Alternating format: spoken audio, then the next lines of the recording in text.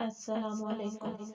صدیوں پرانی بات ہے، ہندوستان پر اس وقت کے راجا مہاراجے حکومت کیا کرتے تھے۔ ایک ہندو راجے نے بہت سے علاقوں پر قبضہ کیا ہوا تھا۔ وہ ایک ظالم بادشاہ تھا، بات بات پر وزیروں کو قتل کروا دیا کرتا تھا۔ اس کا ایک وزیر ایک عقل مند اور رحم دل شخص تھا۔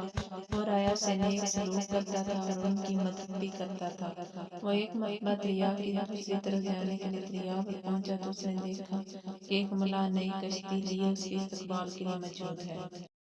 جب وہ دوسری طرف پہنچا تو وزیر نے دیکھا کہ بادشاہ کے اہلکار کشتی پر قبضہ کرنے کے لیے تیار کھڑے ہیں۔ وزیر نے ملاح کی کشتی ان سے بچا لی تو وزیر کا شکریہ کرتے ہوئے واپس لوٹ گیا۔ کچھ عرصے کے بعد کسی نے اس مسئلے پر وزیر کے خلاف بادشاہ کے کان بھرنا شروع کر دیے۔ بادشاہ تو پہلے ہی موقع کی تلاش میں تھا کہ کسی طرح وزیر سے بدلہ لے۔ کچھ عرصے پہلے دوسرے بادشاہ بنے اسے سفید ہاتھی کا تحفہ دیا تھا۔ وہ بچہ تھا مگر اب جوان ہو گیا تھا۔ بادشاہ وہاں اپنے وزراء اور درباریوں کو اسے دیکھنے گیا۔ تمام درباری اور وزراء اس کی تعریف کر رہے تھے۔ بادشاہ وزیر سے انتقام لینا بھولا نہیں تھا۔ اس نے وزیر سے کہا، مجھے اس ہاتھی کا ٹھیک وزن بتاؤ ورنہ تمہیں قتل کر دیا جائے گا۔ 10 دن کی مہلت ہے۔ وزیر بہت پریشان ہوا۔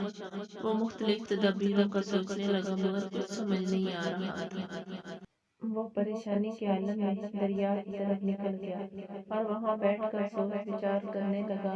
اسی دوران وہی کشتی والا بزرگ اس کے پاس آیا اور جھک کر سلام کیا۔ وزیر کو پریشان دیکھ کر پوچھا، وزیر محترم کیا بات ہے، آپ پریشان لگ رہے ہیں۔ ہاں بزرگوں، بادشاہ نے ایک الجھن میں ڈال دیا ہے۔ 10 دن کی مہلت تھی، آج 8واں دن ہے۔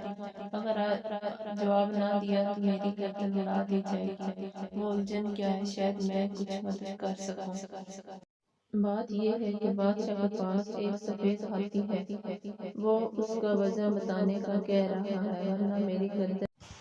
یہ تو کوئی مسئلہ ہی نہیں ہے، چٹکی بجاتے ہی حل ہو گیا ہے آپ کا مسئلہ۔